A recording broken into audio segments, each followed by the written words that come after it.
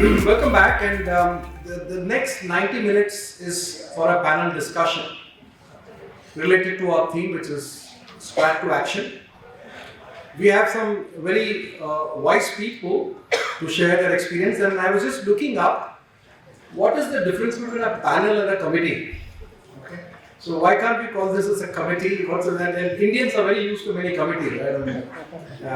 The government way of solving a problem is forming a committee, and at least here we're not having a committee. A committee is a group of chosen people who discuss and decide something, whereas a panel are a set of people who share their experience and maybe advice. So definitely we don't want to decide on anything. I think it is the participants who have to decide whether they should adopt the stack to action approach. But we will definitely have some people who can share their experience and give us some tips and advice. So with that, let me just give you the sort of the contours of the next 90 minutes. We have three very eminent panelists, plus Mr. Vinod Grover, the fourth from the Kaizen Institute. The way we're going to structure this is as follows. I'm going to request Mr. Rajesh to come in first and make a presentation.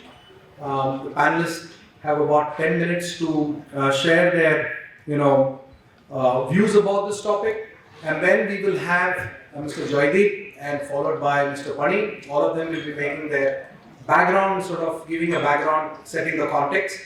And after that, I would request all of them to come on stage, and then we will shoot some questions, get some insights, and then open up the last 10 minutes to all of you to ask some questions. So that's how this broadly structured. And let me move forward, and I have the pleasure of introducing Mr. Rajesh. You heard his CMD speak in the morning, the chairman, Mr. L. Ganesh from the Rane Group. Rajesh is the president of corporate, in other corporate for Rane Holdings Limited. Rajesh Raghavan's role spans across corporate planning, corporate communications, business excellence, health, safety, environment, and also information technology. In fact, over lunch, he just informing me that this month is very busy because there are a lot of things going on, especially related to IT audits, etc., information technology related audits.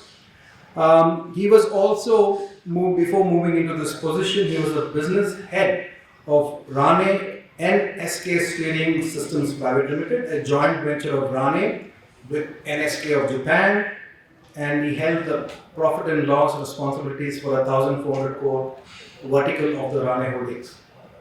He has extensive experience in various aspects of organizational management, and he has led several transformation projects in finance, IT, and has contributed in the area of that journey, of course, towards Deming.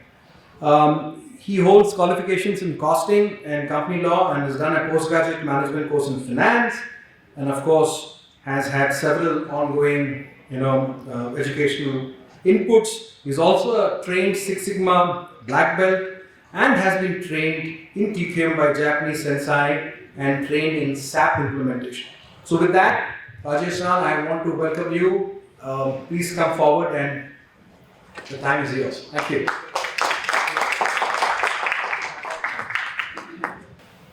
Right, sure. So good afternoon. Thanks, Jan, for the kind words. Good afternoon, dignitaries of the Kaizen Institute, fellow panelists, colleagues from the industry, ladies and gentlemen. Pleasure and privilege to be here. Thanks to the Kaizen Institute for the opportunity to share some of our experiences. I represent the Rane Group. As we say, we are, as a group, we are winners of 5 Deming prizes, and 3 of our companies have also won the Deming Grand Prize. And we also heard in the morning from Sir L. Ganesh about his personal journey also, where he was recognized for his individual contribution to propagation of Deming outside Japan. So what I'm trying to do today is to sort of share some of our experiences in strategic planning.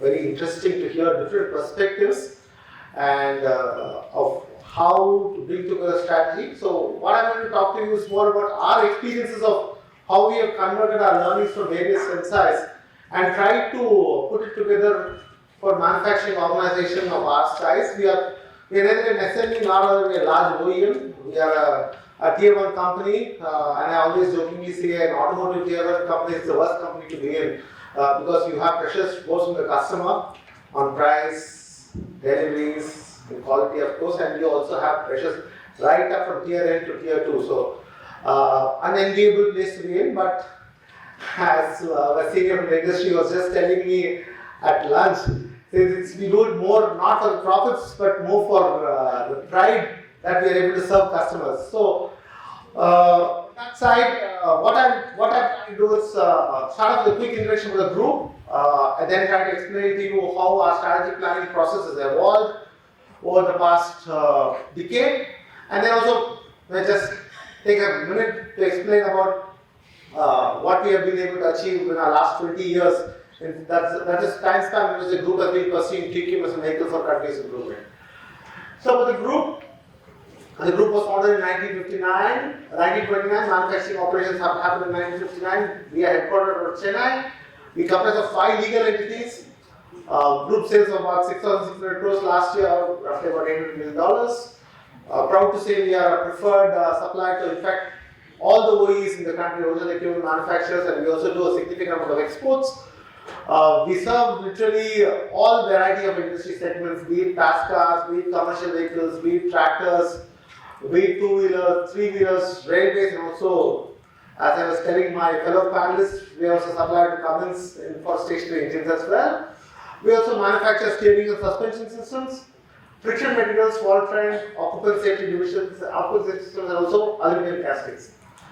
So this is just a perspective of how our various business units are served the various products. As I said, we have 5 legal entities comprising about 8 businesses, and this is sort of a visual display of our customers. As you can see, this is literally a who's who of Indian automotive, and also not only India but also international automotive. We supply to literally every OEM in the country. That's a matter of great pride to us. About strategic planning at Rani, so I want to share with you what we learned from our sensei, Dr. Hiroshi Osara-san. He advocated a very interesting concept of strategic planning, where he says strategic management by policy. He calls it SMBP. So this actually has 2 dimensions. One is the strategic planning part, where he talks of putting together 7 strategic tools, and all these tools are tools that we have seen in isolation. He sort of promoted putting it together as a system. And not only did he talk about strategic planning, this is the planning part of it, but he also spoke about how we do the execution part of it, or how do you facilitate the execution part of it by talking about policy deployment, how we can do the policy deployment linked to strategy, and that's what I'm trying to share with you today. So broadly, the process flow happens like this. You have a philosophy of management that cascades on to a vision. The vision is supported in 2 parts. One is by the corporate strategy, where as a group or as a corporate we decide what we want to do, and this of course is an interface both ways, bi-directional interface with the business strategies as well. So obviously one feeds off the other, and based on these 2 interfaces we determine the top management policy for a business unit or for the company, and from then we go on to the management policy, which talks again about pushing candy. A friend from Kaizen Institute spoke about policy development, how we do implementation and how we do the review, and how we learn from what we did well and what we didn't do so well, and take those inputs into the next year's planning process. So this is what is called as management policy. And to give you a quick update about what the professor calls the 7 strategic tools, the first tool is of course the environment analysis, where we measure the business attractiveness both from the far and the near environment. Far environment, of course, we use tools like Pestel. The near environment, we use tools like Porter's 5 forces. We also do a SWOT, and based on the threats, opportunities, weaknesses, and strengths, we go back and identify key levers that will go about improving the effectiveness of our business. Then we also do a product analysis, where we do a product benchmarking vis-a-vis our competitor, nearest competitor, and also the market leader, and then we do market analysis to figure out who could be our grasping potential customers, and then you try to see how your product market analysis, the interface of this, what kind of positioning you need to do, and what will be the competitiveness that can help you drive your product strengths, and then you decide the priority of your products through what we call as product portfolio analysis. And arising out of this and arising out of our goals, we decide what are the strategic elements that we want to focus on. And here are the most important things. In my mind, the seventh tool, which is the resource allocation, is by far the most important part of this entire exercise, where we decide what kind of resources we need to commit to make our elements work. This is just a visual flow of what I said. You start off with the business vision, you then collect information from the far and near environment to measure attractiveness of business. Then you go into a product analysis, see how you fare using a value chain technique, how you fare vis-a-vis your competitor. Then you look at your markets, and an interface gives you a product market analysis, that leads to your product portfolio analysis. This helps you determine your order of product priority, determining product and market. From this you decide which are the strategic elements that you need to focus on. And then this again, you can notice that this is a bidirectional symbol. It's not like I may want to do 100 things, but I may also be constrained by the resources I have, so I may decide to tweak it down or tweak it up depending on how my resources fare. And then based on this, I decide what is my policy, and then I decide who in my organization needs to help me achieve this policy through a policy development thing, and then we look at the review process. So, if I were to finish this and I come back on business strategy and corporate strategy, we have heard of PDCA. We would like to talk about converting plan into a strategy and actually do an SDCA. And again, based on an input from Professor Hiroshi Wasada, this is what we try to focus on. We have the drivers as our philosophy, vision, and our strategy. The enablers are our different resources. Again, this is just a different depiction of what my learned colleagues explained in the morning. This is in terms of the flow resources, where you have the 4 M's, and then you use your process, and then you convert this flow resource process into what we call as a stock resource, which are your assets, right? Like in terms of your skill, morale, your business partner, the knowledge and the technology that you possess. And again, you can notice that these are bidirectional. While the enablers into the process are unidirectional, the stock into the process are bidirectional. So this sort of helps you fine-tune your process. Your process helps you build upon your skills and stock resources as well. And this is also aided by what we call the soft infrastructure, which is the culture of the organization. This gives us results in performance across QCDE, QCDSE in terms of both the value of the product and services and also the value of the brand across various stakeholders, and this has an impact on your financials, and the financials have an impact on your stakeholders, and this again goes back into your strategy plan process. So this is a broad framework which we use for our planning process, and this is specific to running. So while we have the strategic planning element, we also have the opportunity to hear from learned examiners of JUICE as a part of our demi audit. So we use the feedback from the judges to actually go back and improve our process. We also have an internal audit which we do once in 18 months, where the business heads of other businesses come and audit the business and give their feedback as well. We call it the RANE Business Excellence Audit. So arising from this, we go back and fine-tune our strategic element process, and we also have a deployment and implementation, and from the implementation, learning from our review, we also look at what are the remaining issues from the last year diagnosis, and we look at force feeding this back into our strategic process also. And now I sort of try to take an example of this strategic business plan, how it cascades to an annual operating plan and to a policy. So in terms of we follow a 1+2 process, where we have a fixed annual process and a 3-year rolling plan, which is a strategic business plan. The strategic business plan gets converted into annual operating plan. In terms of strategic business plan, we have a linkages, vision to goals, to strategies, to initiatives, and these initiatives are in turn deployed to both corporate departments and plan departments. Let me sort of take an example. So this is the kind of a document we prepare on a year-on-year basis, which talks of the vision, the goals, the strategies, the support strategies, the various initiatives under these dimensions.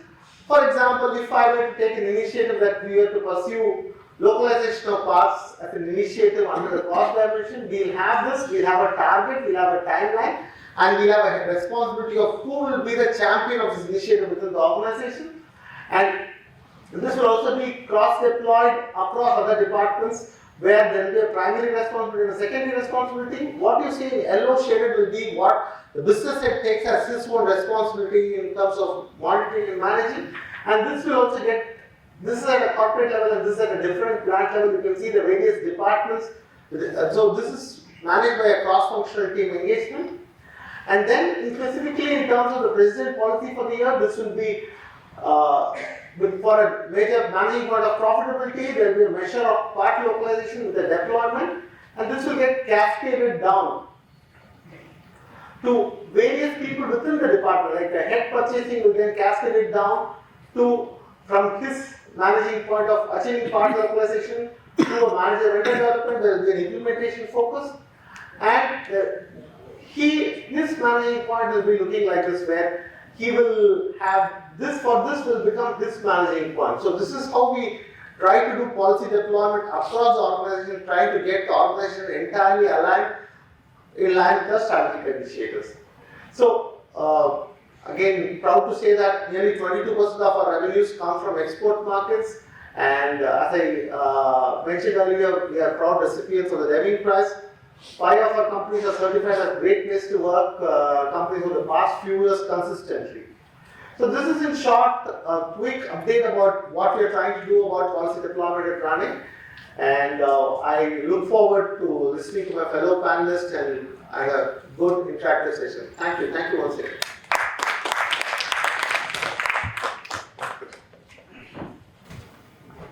Thank you very much, Rajesh. No questions because we are going to have the panel coming up anyway. Thank you very much.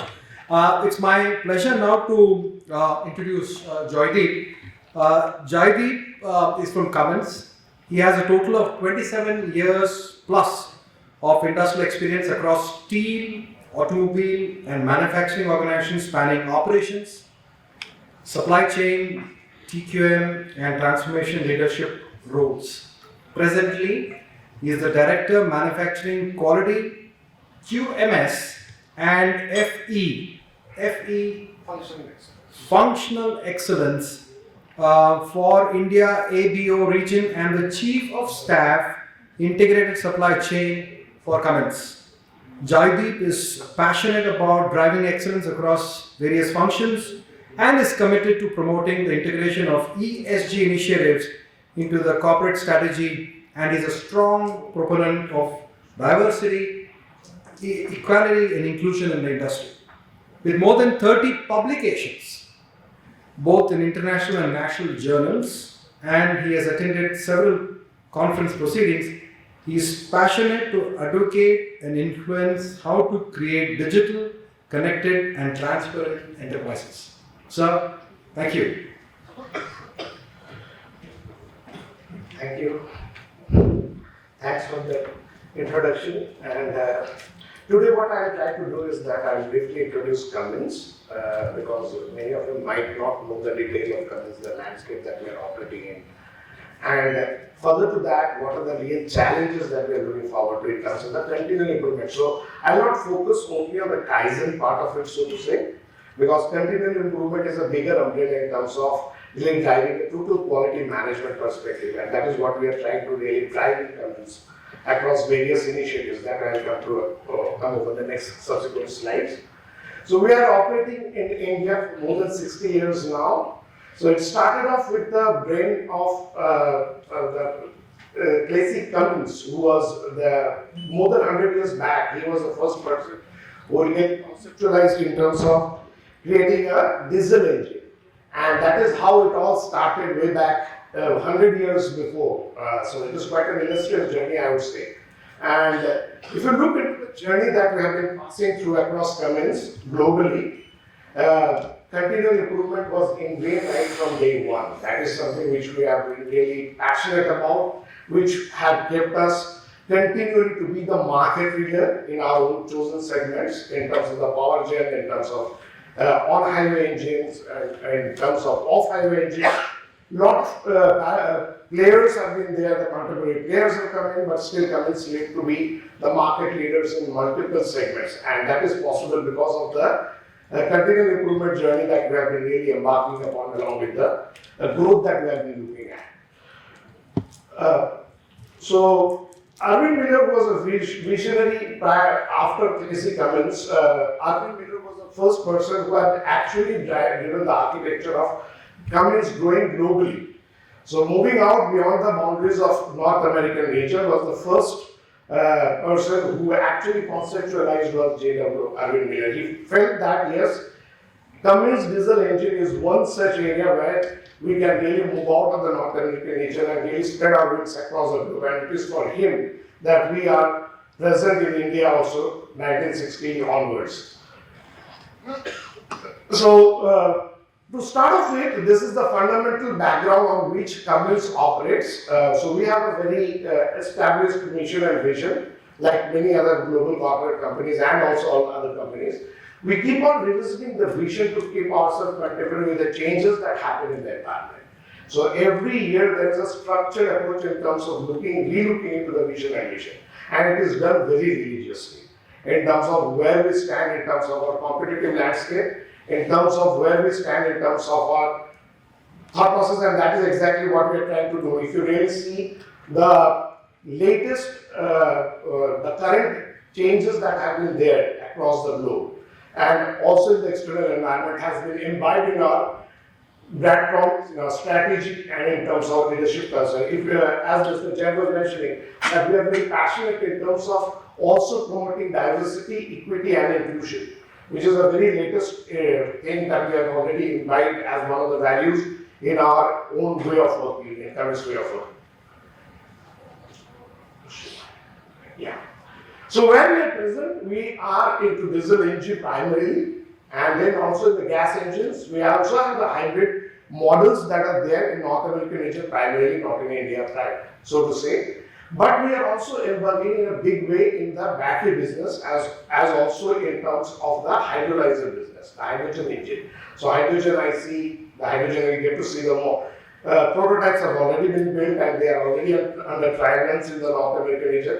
So we are going, so you get to see over there the electrolysis process. So Cummins have also acquired a company which is a hydrolyzer company globally. And we are now already into that business of hydrogen fuel cells. So anything that drives the vehicles on highway, off highway, or a source of power generation, we are into that as a proactive player with the advancement of the technologies that comes in. Nonetheless, we are also keeping ourselves very competitive in terms of adapting the new technologies and the innovative processes that are over there.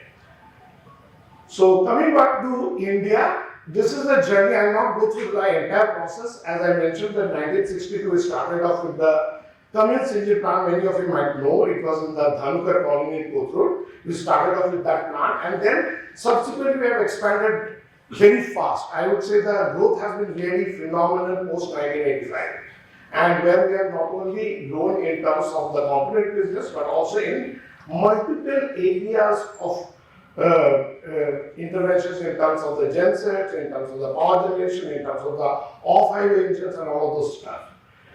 So where we stand is that we are now a 23,000 plus crore company in India, and globally we are almost around $5 billion, which is pretty, 22 years billion, sorry for looking at that. So we are pretty big that way with 10,000 people in India, 7 legal entities, almost 200 locations including the service offices out over there.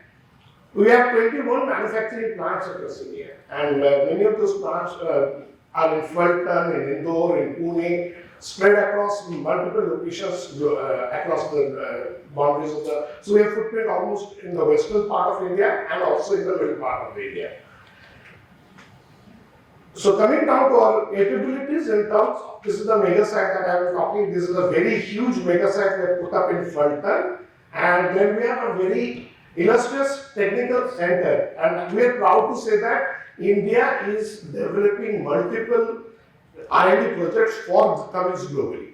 So India is the hub of R&D for Cummins globally, and that is a pride for all of us, because India is catering to the multiple regions across the globe is something which we really are proud of. And then we have a very good India campus in Bahrain. Many of you might have visited over there.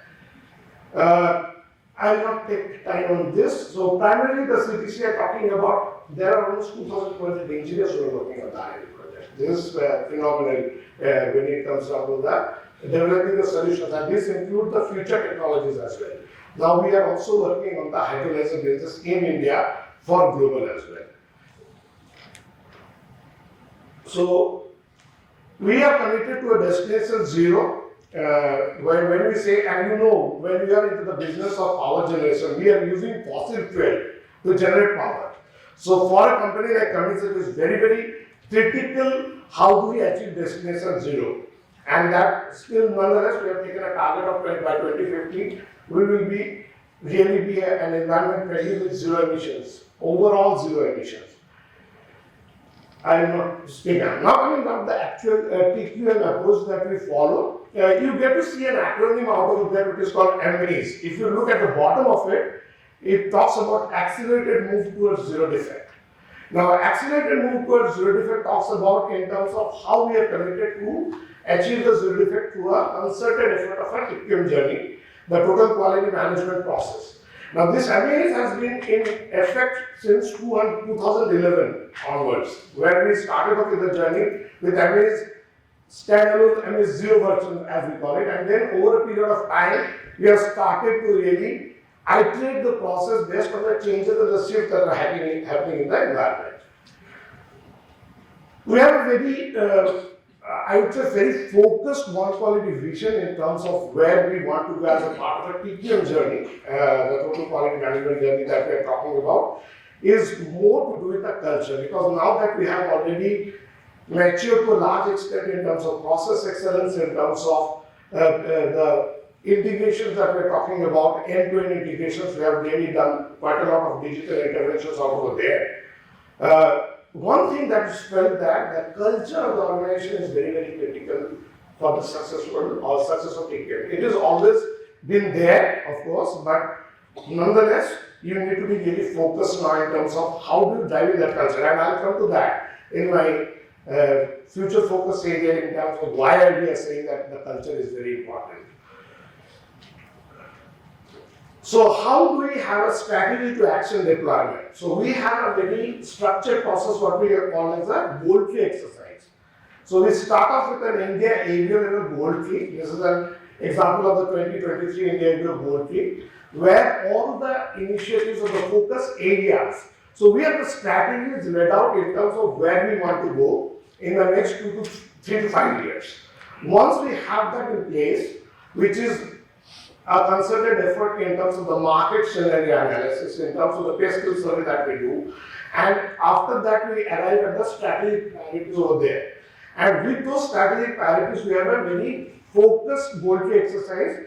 First, we do it at an India area level, and then subsequent to that, we drop it down to the functional level. That is a quality goal tree. I am just showing an example, but it is there for all functions put together. So it is brought down to a functional level where we try to do the guiding principles correlation out over there. We want to really have a strong correlation in terms of the initiative that, so out of the entire laundry list of the initiatives that we take out, we do a strong correlation analysis and we funnel it down to vital fews which would give us the focus in terms of the functional drive that we want to bring in. And that is where we are trying to put in a lot of emphasis in terms of a culture, as I'm trying to focus on the culture part of it, because that is something which is really becoming very important and key to the continual improvement journey in the changing landscape. So driving a culture that focuses on the customer centricity, zero defect mindset and process accountability is something which is going to be our cornerstone for success for the continual improvement journey that we have embarked on. How it is going to work? So we have identified very clear-cut 4 pillars in terms of people, processes, matrices, and mindset. So if you really see, we are talking about people on one hand and mindset on the other side. It might look similar, but it is different. Let me explain what it essentially means, the difference out over there. Over here, when we are talking about people, we are talking about the morale of the people, the satisfaction level of the people, the engagement of the people. Zero defect mindset, on the other hand, is more to do it, how do we translate this entire focus into a zero defect mindset out over there as a philosophy across the enterprise. Now, when we are talking about zero defect mindset, means it is not a quality function enabler. When we are talking about zero defect mindset, we are talking about how every action that we do is a zero defect approach that we are looking at. Be it supply chain, be it manufacturing, be it operations. Does an operator, when he does a sub-assembly or an assembly at his respective station, does he really take the ownership and pride in terms of manufacturing and saying that take the pride in manufacturing with a zero defect output? So that is what is the culture that we are trying to inculcate to that zero defect mindset output there. This is a very illustrious way of looking at what we are trying to look at in terms of the focus area. So at the bottom, we are trying to create an infrastructure, because without an infrastructure, you cannot, I am not getting into the details of it. The fundamental approach is that you create an infrastructure, and on the infrastructure, you build a culture. So stand alone with an infrastructure without a culture, you cannot attain zero defect. Similarly, you try to push culture without an infrastructure, will not also work.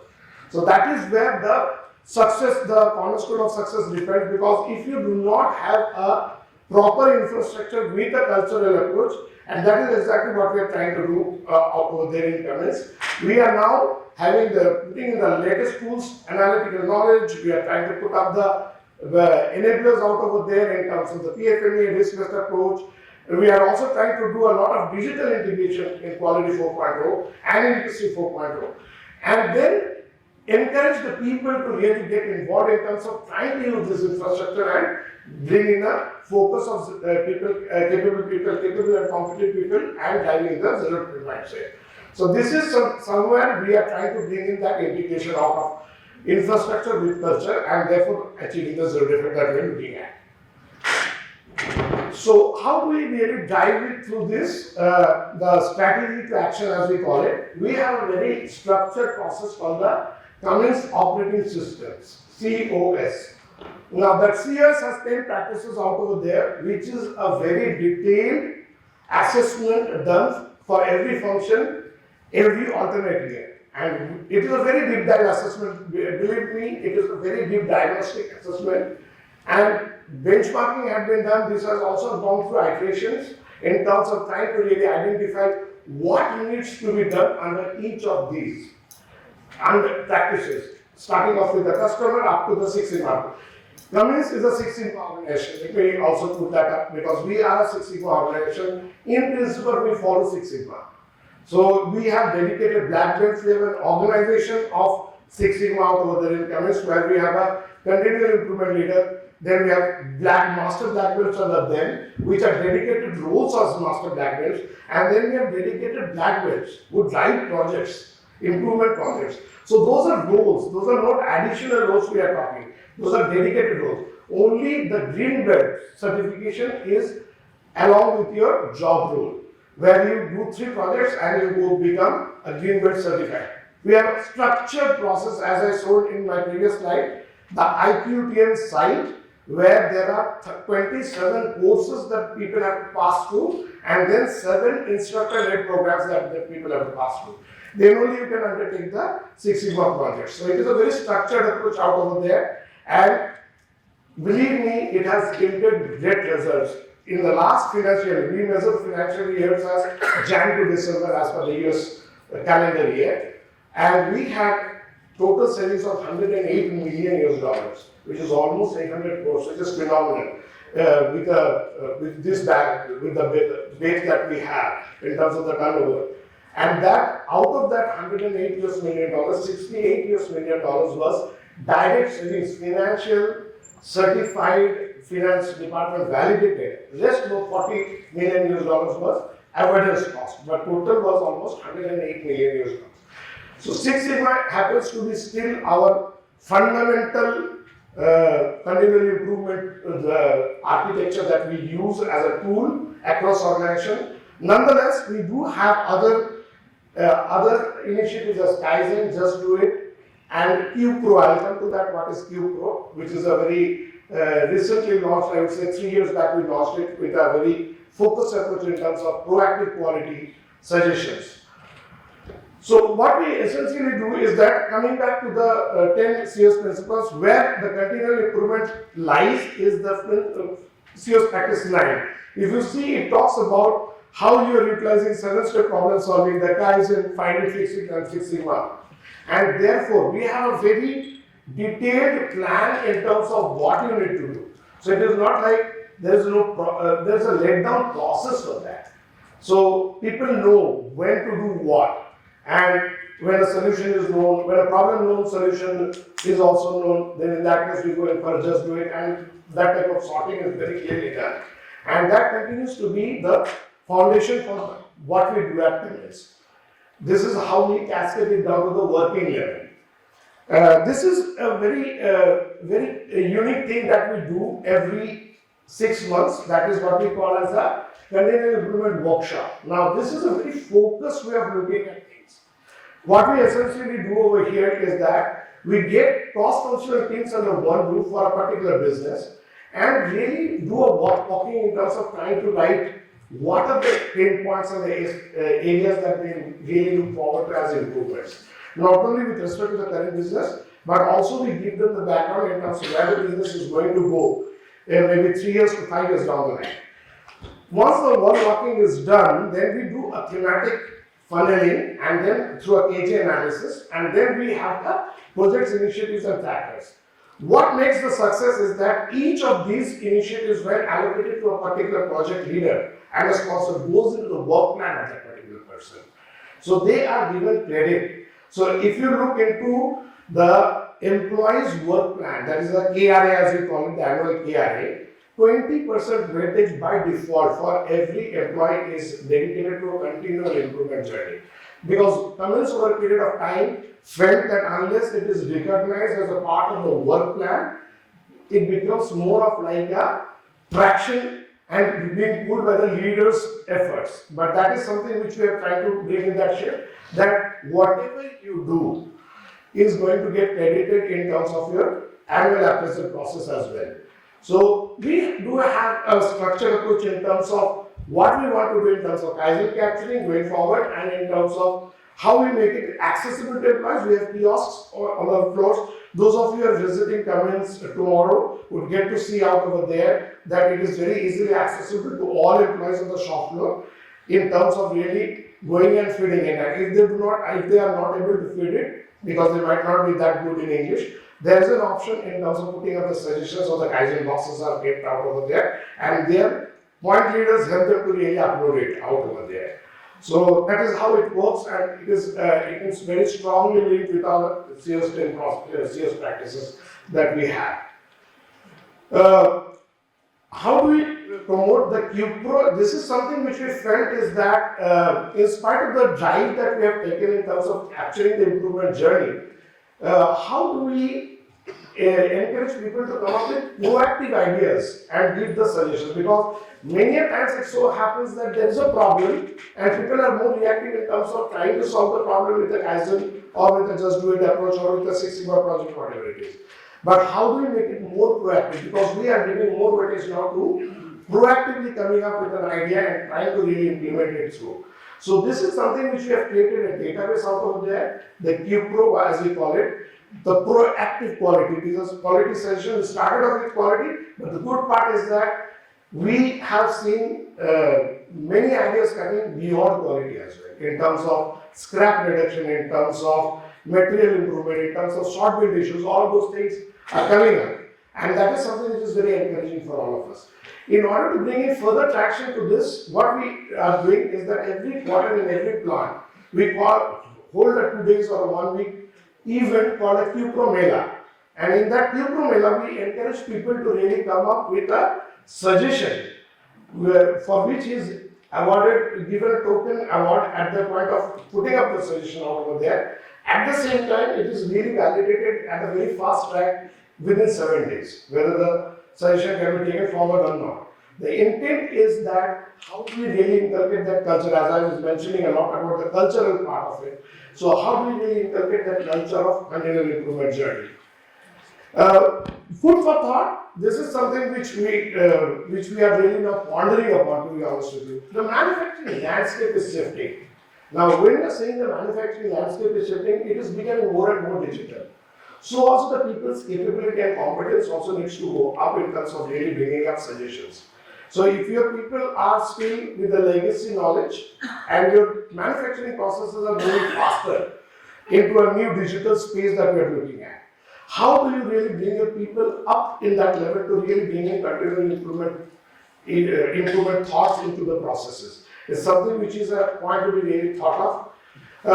Earlier we used to really encourage in terms of number of continual improvement or kaizens per person per month or per person per year. We used to follow that metric. Now the shift is in terms of the value add. So we are trying to really encourage people to bring in more value added. That doesn't stop them from making a suggestion which is more of a process led change or something of a different sort, but we are also trying to bring in value through the continuous improvement journey. How do we bring in a lot of leadership visibility? Because this is something which we have felt is something which is very, very critical in terms of really creating the culture of improvement. Because unless the leadership visibility is there, the traction in terms of getting the people to bring in those suggestions and really bringing the continuous improvements is really going to be challenging in the organization. So this is something which we are working in a bigger way in terms of really bringing the leadership out over there on the shop floor in terms of leadership talks, in terms of Gemba talks, and reward and recognition on the shop floor at the same time. So there are two parts to it. One is how do we encourage people at the grassroots level by reward and recognition on the shop floor. That is something which is very important. But at the same time, we are also trying to bring those people onto an annual event or a quarterly symposium out over there so that they feel recognized in front of the entire ABO region. So that is something that brings in a lot of competitive mindset, a lot of, I would say, an urge to really bring in those value-added ideas out over there. As rightly said, that resource allocation by my previous speaker as well, that resource allocation is the most important part of it, and CapEx and OpEx allocations in times of competitive situation is a very, very critical part of it. So how do we really make our people aware in terms of creating the right approach in terms of bringing the suggestion with the right impact in the Kaizen shape, because they fail to bring that, and many times the ideas get knocked down. So we are trying to bring that mindset in the mind of people, that how do you really bring in that particular point, that what is the impact out of your suggestion, you need to really bring that out. Because even if it calls for an OpEx or a CapEx investment, the management should readily say, if there was an idea and therefore I should accept it. So that is something which is very, very critical. And of course, the Kaizen fundamentals for the next gen employees. When we are talking about this, how do we make it more digital savvy in terms of putting up ideas into the system? Because the next gen people are not there to write on sheet of papers, believe me. They do not really like it. And they are really looking out for an app or something like that, which is more handy on their mobile or maybe on a portable device. So how do we really make it the Kaizen capturing system which is more digital? And therefore, it is really easy for the next gen employees, because everybody is now used to devices, right? Further to that, what really is important is that quality in ESG, I've mentioned quality in ESG, but why quality in ESG we are talking? Because the TQM journey in the environmental, social and governance part is something which we are going to really nurture forward in terms of how do we really bring in that improvement ideas within that. Because we have started off with what is called a business responsible and sustainability reporting is a reporting tool only right now. But how we really culminate that culture and promote more and more ideas which is more integrated into the strategy focus area and therefore into the action item over there. So that is what I wanted to share, because this is something which is a food for thought for all of us, and this is equally true when we are talking about the shift in the landscape, manufacturing landscape out over there. How do we really also change our way of working in terms of promoting the culture of continual improvement in the organization? Thank you.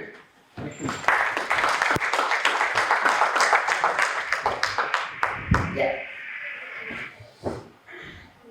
Thank you very much. So please complete this statement for me. Amul Doodh Pita Hai India. Thank you very much.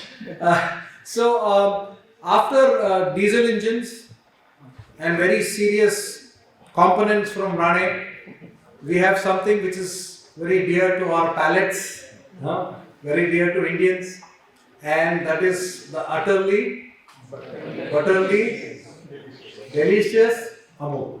So it's my absolute pleasure, or I should say, it's my absolute, delicious pleasure to introduce Mr. Pani, Manoranjan Pani. He's a dairy technologist from NDRI Karnal. I know it's one of the most prestigious institutes in dairy technologies. And he also completed his postgraduate program from IRMA, which is the Institute of Rural Management in Anand.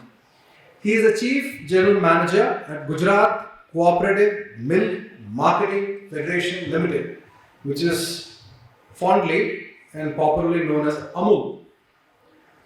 We all know Amul. Amul is India's largest food products marketing organization with an annual sales turnover of, guess, how much is it now? Any guesses? It is 70,000 crores, 9 billion USD.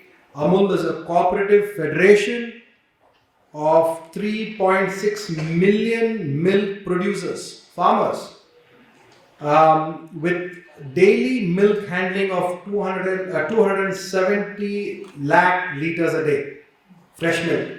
It ranks among the top 8 dairy companies of the world. Mr. Pani's experience with Amul spans business development, strategy, sales, marketing management, HR and general management. He's been part of Amul's various product launches and has led several prestigious projects. He has also been part of the Amul's brand, leadership, and he has visited and trained in Japan under AOTS 2 times, and he's also has been trained in corporate management in 2019 from Japan. So with that, Pani-san, please come forward. Round of applause.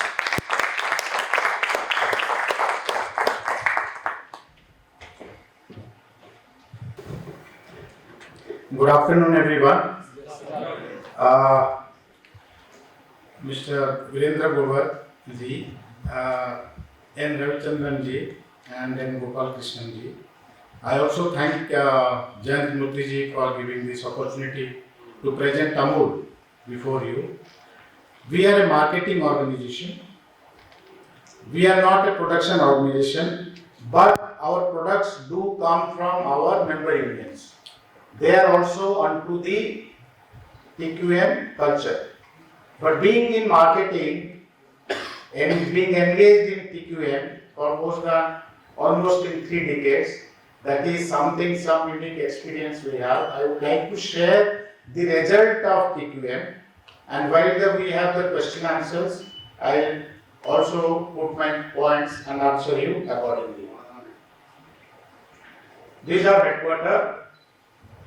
These are founding father Dr. Kurian, who started Amul in 1946, and Amul brand is already 75 years old, and where I am currently working, this year it will be completing 50 years of its journey. This is a 3-tier organization, as I have said. In the below, if you see on the graph, the milk producers, they are the village cooperative societies, and above there is the district milk unions, and district milk unions are the product manufacturers, and they process the milk, and the milk is, the products are sent to the various parts of India where our branch offices are located, and these branch offices are part of GCMMF, where I am working, Gujarat Cooperative Milk Marketing Federation Limited. This organization is a farmers organization, and most of its activities, procurement, production and marketing, are rested with them with the professional help, and in the process we eliminate the middleman engagement is eliminated. So this is the development of the farmers, the instrument of development is with them only. They only guide how to move forward. I am talking about 1946 when started Amul with efforts of visionary farmer leader in 1946 when Amul was born. And it was only two societies giving only 246 liters. Now we are having 270 lakh liters per day procurement. And 1956, as Jayant Sahab has written, Amul Anand Milk Union Limited, the first Kaizen was given by a lab assistant to Dr. Kurian. Then when Dr. Kurian was looking for what brand name it should have, then he suggested what the suggestions from various employees, and one of them was Amulya, meaning priceless. So Amulya meaning people would not be able to speak it properly, so he cut the word Y, A. So put Amul, the brand name that came into, and later on it became an alliteration in terms of Anand Milk Union Limited. So, but it is Gujarat Cooperative Milk Marketing Federation Limited, Amul. So 1946 started, and the first brand came in the name of Amul Butter. And Dr. Kurian also, with the help of Government of India, did have the Operation Flood. Operation Flood is the concept of making India self-sufficient in milk, and now we are number one in milk across the USA in 1996, and USA is now by far the distant second. We are having the kind of production, they are having the production much below than us. And 1980-94, that was the period when we expanded our distribution network and got our products across India and also to outside of India. This is what some story about where I said this 270 million liters of milk and 3.6 million farmer, 27% is the organized sector, and this is the 8th largest dairy processor of the world, and is handling 41 million liters of milk, and this is a 72,000 crore business, and which is a CAGR of 16% of last 10-12 years, and India's largest food company. So the story till now is that 1980-90 we had the distribution network set up. Then 1990 to 2000 we have the umbrella branding. Earlier our unions were having their own brands in the respective. Where Surat will have Surat Milk Union, Rajkot will have Bhopal brand, and that way Banas will be Banas brand. So that we had discussed with our unions and made the umbrella branding called Amul, and ice cream was launched. And after that 2010 we have the milk marketing and the Amul parlors. We brought Amul parlors across India. And then 10 to 20 is the leverage, brand leverage did happen, and main growth did come from the fresh products like milk, curd, lassi, buttermilk, all these sweets, those things. And currently we are on to the Government India initiative, that is organic, also side by side sugar-free, protein, and further indigenous milk sweets are in the foray. And we are exporting to 50 countries.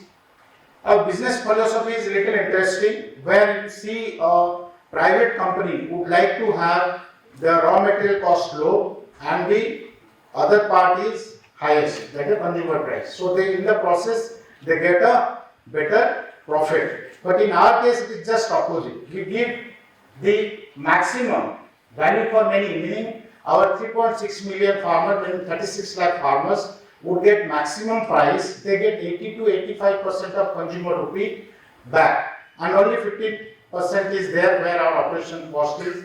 And value for money, we have the reasonable price for the consumers. So that is the just opposite to the conventional business model, and which is working very fine. And second is the consistency in product. You see, our product is under umbrella brand called Amul, and this umbrella brand having the product having same taste, same recipe for 6 decades. We have not छेड़खानी कुछ नहीं किया, वो same चीज है. You see, Hindustan some soap products earlier maybe 80% TFM, but now it may have come down to some less percentage. Ice cream, maybe the product fat is replaced, the dairy fat is replaced with the product called say vegetable fat. So that things we do not do in our concept. That because that is our philosophy, and these are the range of products. Now, in this process, I showed you a period 1946 to 1994. Then we undertook the TQM process. And TQM process was necessary in that period because that was a time when liberalization did taken place, and the also information technology was taking place. There are a lot of involvement in that, and in order to be be in the time, we thought that we should have a change management process. And in the change management process, we had this scope of change management. From the right side, if you see, there are the farmers, the other side is the consumer. We have to, because we are production, meaning we are only looking at the product. Here we are into a service sector, and all people have to be looked into so that our service is really appreciated by the all the stakeholders.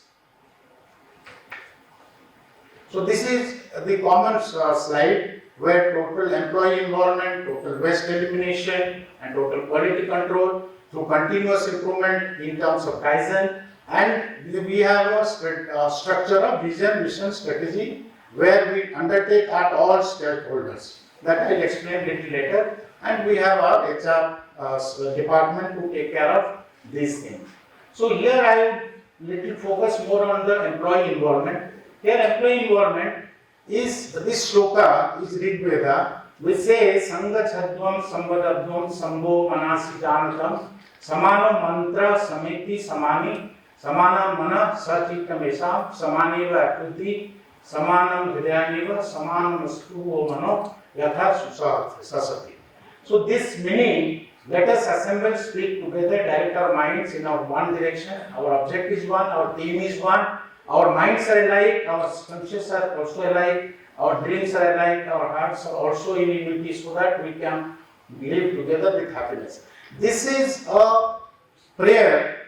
Any meeting we start, how small it may be, it will start with this. This is employee involvement. It is a year, almost we are into 95, you can see 94 to now 2023, almost 3 decades.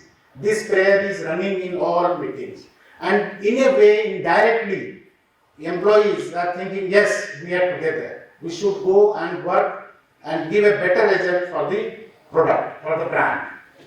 These are the values: customer orientation, commitment to producers, integrity, cooperation, excellence, leadership, quality, innovation, growth orientation, belongingness, employee satisfaction, and environmental consciousness.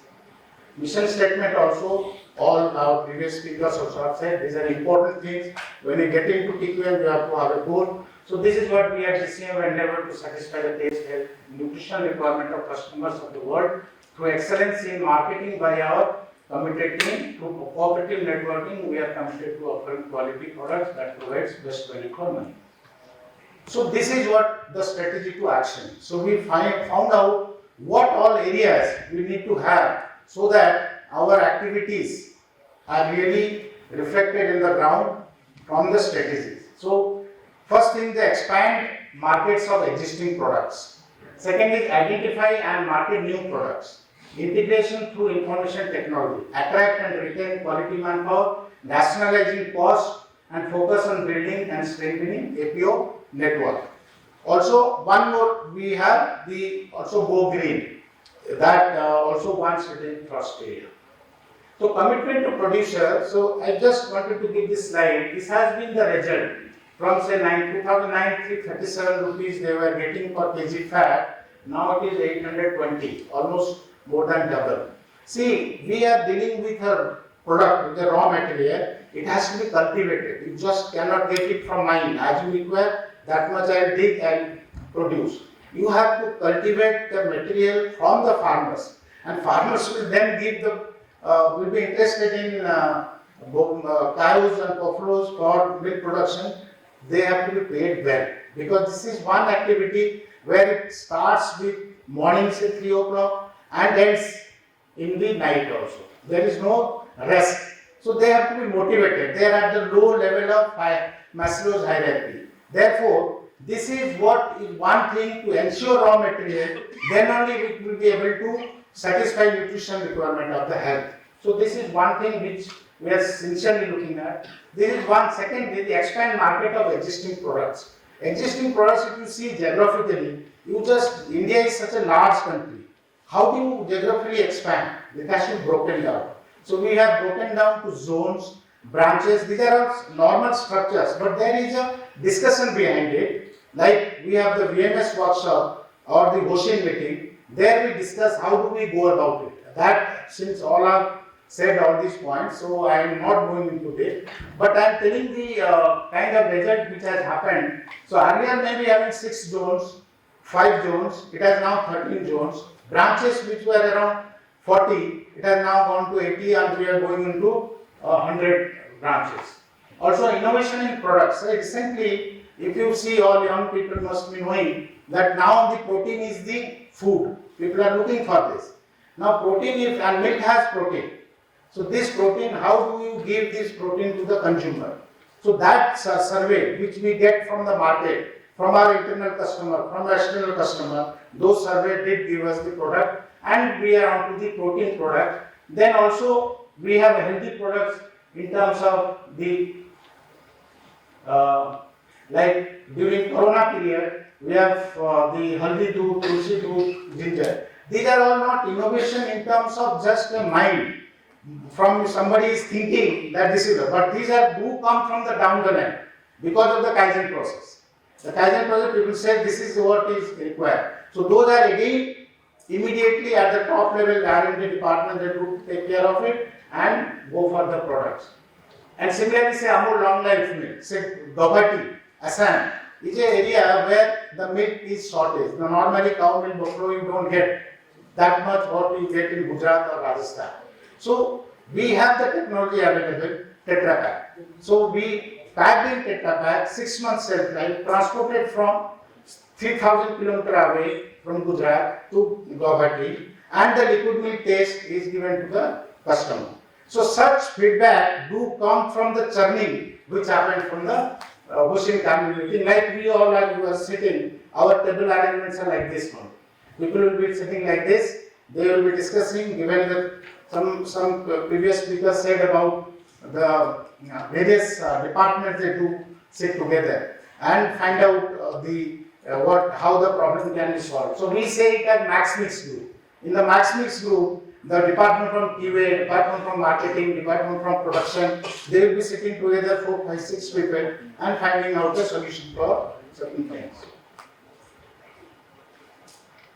This is also another thing which is related to our member union who are producing our goods. They have been taken into confidence. There is a shared vision created, how we are responsible for the earth, and accordingly we are almost say 967 lakh tree sampling already planted, and 45% is the their survival rate. This is one example I wanted to give. Here is the date. See the date, 30/10/97. This is just after we undertook the TQM movement. So this is one SGA. Our issue is what? We have to give service to our customer.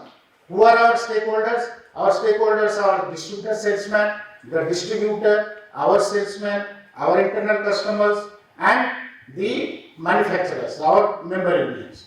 So one set of customer is our distributor. So distributors, their requirement is what? If they give the payment, because our policy is you give payment in advance, then I will give you stock. Unlike other companies, other private companies. So where they give the stock on credit. So when they have given the advance, it is our responsibility to give the stock as fast as possible. But in our case, in those days, there was 7-10 days there was delay after receiving the payment. So that we took as the SGA, small group activity. And this small group activity, we name it as Express Delivery System. And in that, this is Odisha state. I am giving one example. this is marked that 100 kilometer, 200 kilometer, 3 kilometer, who are the distributor following. So we created a valid requirement. Under 100 kilometer, it has to be delivered 12 hours. And 100, 200 is 16 hours. 300, 300 kilometers, 20 hours, like that. And what is the current status? Current status is only 13% under 100 kilometers. But now, I am talking about 97, not now. No. Okay, so here 36% was the performance. So this 36% was to be taken to 100%. So what we found out, which are the time taker? The time taker placement truck, 45% time. And then transit time, 36%. So how do we reduce this placement truck, at least so that this is further represented in the histogram, and the histogram is showing that this placement truck and transit time is 81%. So if you solve this, actually many problems will be, the service to the distributor will be better. So we created a problem statement saying that performance of deliveries to distributor destination falling within a radius of 300 kilometers from sales depot is to be increased from current 32 to 98% in next 3 months. And second one, stage 2 would be from 55 to 98%. So in 6 months. So this way, this was through the fishbone diagram, all the stakeholders taken, and then the weightage, then the scheduling made. Scheduling who made for 4 stakeholders. One is the bidding section, one is the salesperson, and third is the transporter, fourth is the C&M, who is loading the stock and doing the thing. So by doing this is the billing section. Like you see here on Monday, this is the first week Monday, these are the destination, this is the amount would come. So billing section will bill the quantity accordingly. And similarly, the transporter will have that this is on Monday, first Monday, second Monday, third Monday, fourth Monday, type of vehicle is 407 truck, and that will be ready at the godown, and the invoice will be ready going to the godown. It's just aligning the entire activity. So accordingly, this had given a good result and still working. We are in 97 now, today 23. This system is being operated everywhere because this is very successful. Distributor very happy on this. And similarly, IT integration is very well done across India, say at the farmers level, at the union level, at the marketing level. We have distributor also, they are operating on the systems. These are also apps being there, various apps, so that the gaps in the markets are really understood. And because when you go into the market, you have to physically move from market to market, so that is a very cumbersome task. So we use the technology. So one fellow, when we were marketing, launching our pouch milk in Hyderabad, one of our frontline said that why shouldn't we use the technology? So then what we did, we started plotting the outlets in the Google that through our network. All these outlets with our ID, you can see these are the outlets. We have given the locate Amul. So here also in Pune, you can, if I use locate Amul, I will see how many outlets are there and where the gap is. If the gap you find out, then you go exactly to the gap and increase your number of outlets. So similarly, other things are there. So digital approval also. So we had a 30-page distributor proposal approval. So somebody said down the line, you have 30 page, but the time like that. What should I? When the distributor will be in functional? So then we created a system which is online. Now it is online. It takes only 2 minutes to push the data, and within the same day the distributor proposal is there, so we can be activated with their payments. Hoshin Kanri, I have said 97 we started the first Hoshin Kanri. This is the 53rd. More than 200 participants happy they sit in this kind of format and work through. This was the first Hoshin Kanri of 97. I was here. And he was our managing director. Then, who conceived the KPI. And this is, he is our Dr. Kurian, he is chairman. He came in the first Hoshin Kanri meeting. And now it is the last Hoshin Kanri meeting, which is just completed. So we have never left This process has been diligently, without fail, we do it. We do it in January, followed with the September Ocean Carnival, and since our business have changed, been bifurcated, one is your fresh products, milk, second is ice cream, third is dairy. So these three things have been done separately, in a separate ocean, because their people are all different. And this also further extended to our distributors, because distributors are main person.